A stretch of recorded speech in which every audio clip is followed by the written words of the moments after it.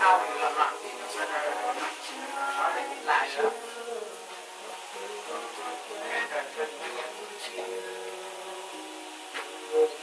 Nó có cái góc bếp không? Góc bếp á.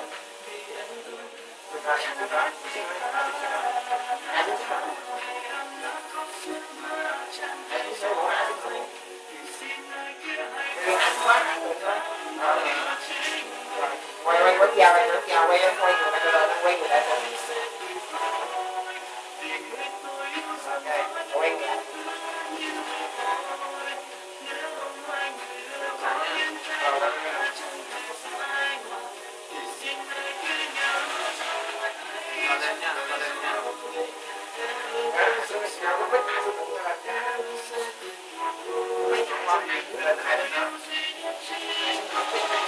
hết rồi. Cái đuốc này hết rồi. Cho lên nha.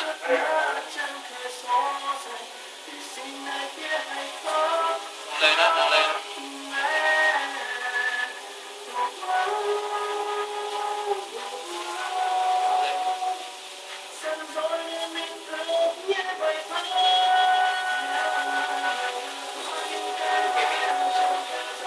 Cho quay lại kia nha.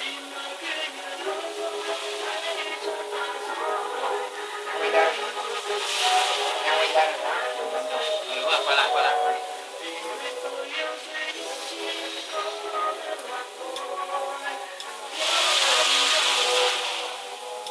Giờ tác động nhiều này cho nó chịu rồi, nó chịu rồi, nó tác động nhiều. Nó chịu rồi. Cái này nữa nè. Đây.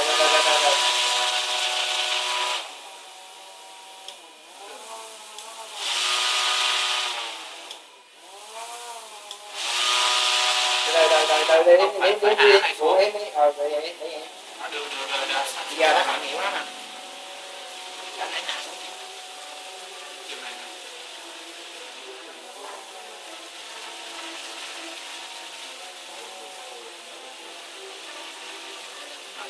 Nó làm nhiều nha.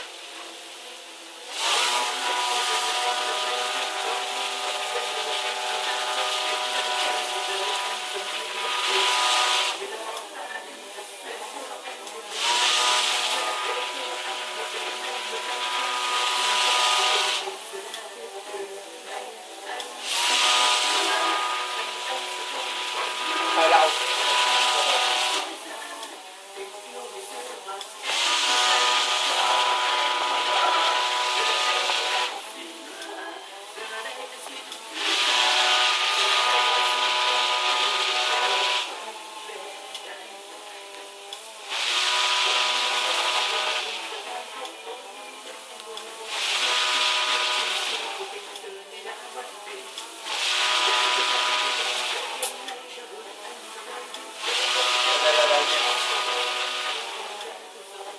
Đâu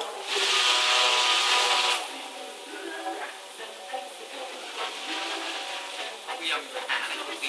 rồi hết Đặt cái đuốc này. mấy này số